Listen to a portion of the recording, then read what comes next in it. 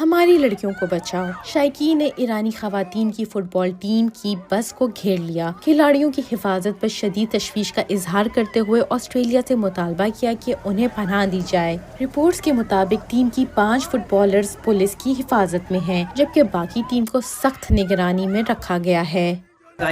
ہوٹلوں میں ان کی سیکیورٹی بہت سخت ہے، ان کے فون ان سے لے لیے گئے ہیں۔ اس صورتحال میں کھلاڑیوں پر دباؤ بڑھ جاتا ہے اور وہ آزادانہ طور پر بات نہیں کر پاتے۔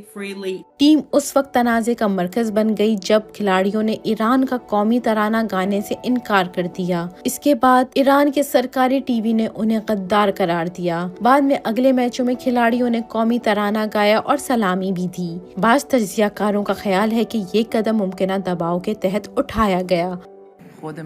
ذاتی طور پر میں جلد از جلد اپنے ملک واپس جا کر اپنے ہم وطنوں اور اپنے خاندان کے ساتھ رہنا چاہتی ہوں۔ ابھی تک یہ واضح نہیں ہو سکا کہ ٹیم کی کتنی دیگر کھلاڑی سیاسی پناہ حاصل کرنے پر غور کر رہی ہیں۔